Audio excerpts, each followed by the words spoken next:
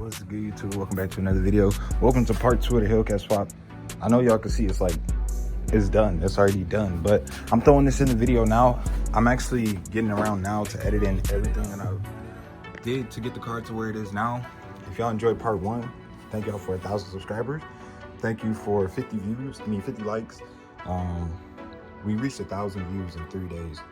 Day 4, we had almost 2,000 views, 1,900, but this is the car now. If y'all want to see the car get like this, then keep enjoying the series. But I just want to thank y'all real quick for 1,000 subscribers. The views that I got on the first part 1, this is part 2. Y'all gonna see the car like this, probably by part 4.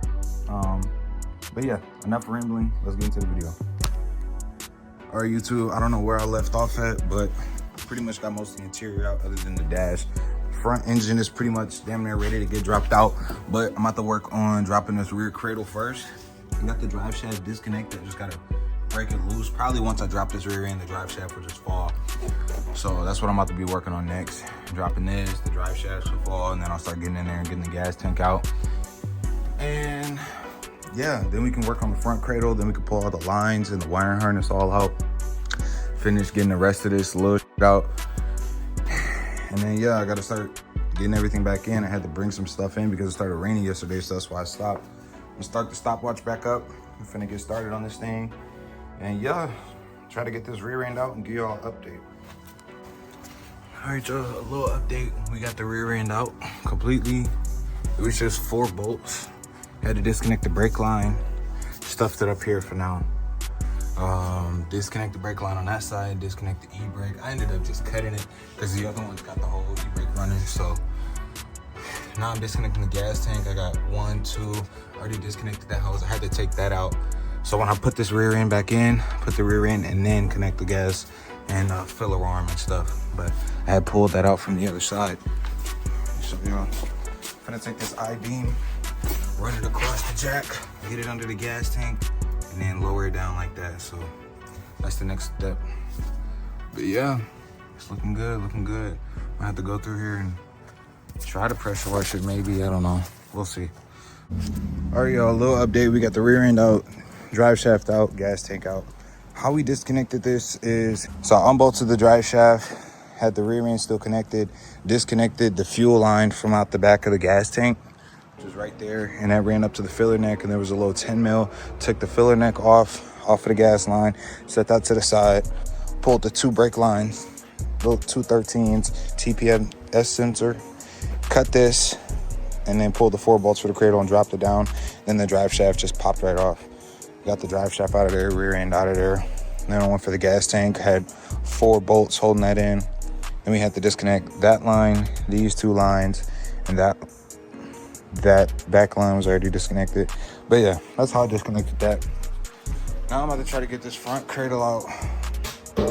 Hopefully this goes smooth. I don't know how I'm about to do this, but I'm about to try. I gotta go get this engine hoist off and start trying to figure out how to disconnect all of this yamma jamma. So I'm gonna get this one last full recording of everything, so maybe I can remember how to hook all this stuff up. But yeah, I'm about to try to get this all up. Yeah. All right, so we got everything disconnected, hopefully, other than the wiring harness that ties into up here, but I'm just gonna cut that once I get the engine close enough to be out. Just drop the engine right here. See how I got it routed. That's just to prevent hitting the trans pin, just the dead end. But yeah, so I gotta take this. I done trapped the chain thing up. Should blocked it up. I'm gonna have to jack this back up, block it up, get the chain out, then we can snatch out the 5.7. Got the motor out, man. Got the motor out. Woo.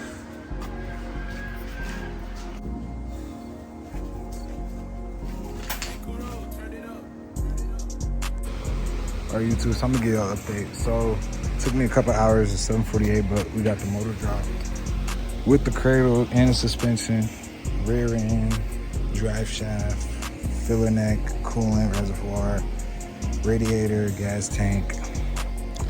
Pretty much got that dropped out. Then the rest of the cop car interior, seats, back seats, a little trim, door, weather stripping. Pretty much we got all this stuff out of the cop car. So let me get back to the car. So next thing I really got to do is go through and get the wire harness out, get the brake lines, fuel lines, finish stripping all that out, and get the dashboard out. The dashboard should be way easier to come out now.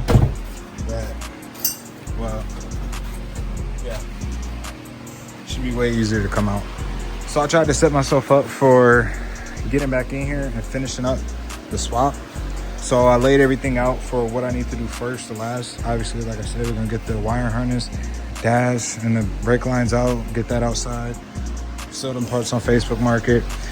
Then I'm gonna go ahead, get the brake lines, all the lines routed back in, make sure all these hoses are ready to get going with that, lay the wire harness all the way down, get the dashboard in, put the battery in, see if I can get power to that, make sure all that's working. Then after we do that, I'm gonna go ahead and get the center console mounted down. I think I can mount that down. I'm not sure. We're just gonna go with the flow with the swap.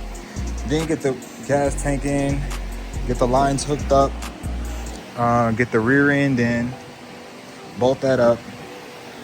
Then we're gonna go ahead and put the front engine in, then the drive shaft, and then button up the front clip back together with the radiator support, shock mounts, put the spark plug wires, make sure everything's wired up, get the AC lines, the radiator going, all the coolers going, hook up the exhaust.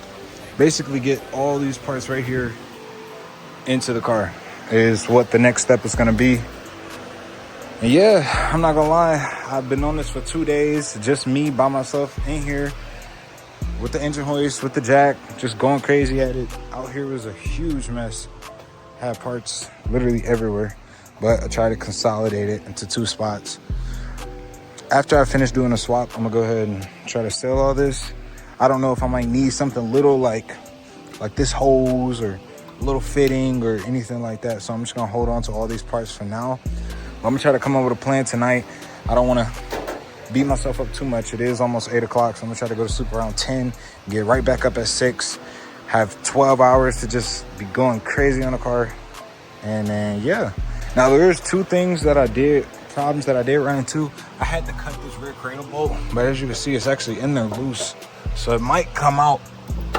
I don't know. I'm gonna have to figure out how I'm gonna get that out before I bolt that engine back in. And secondly is the transmission boss member brace. I don't know what you call it.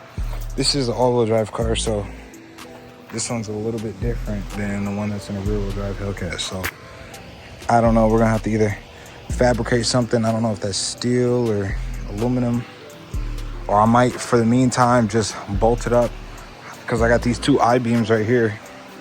I can measure out, just use this as some scrap steel, measure it out, drill out 4 holes for it, just so I can get the trans bolted up.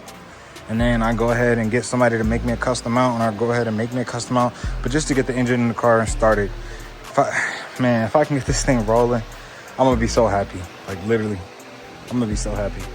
But before I put everything in, I'm gonna try to get this Buffalo stickers all off. But I look like it's getting late.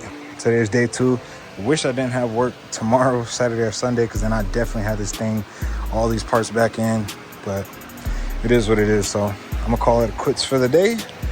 And I hope y'all did enjoy. Don't forget to drop a like, comment, and subscribe. I know I'm not recording every little bit in piece, but I'm thinking once I start putting this thing back together, if I don't do it tomorrow, get it all done tomorrow, then I for surely will make a little step-by-step guide as to how you can do this Hellcat swap.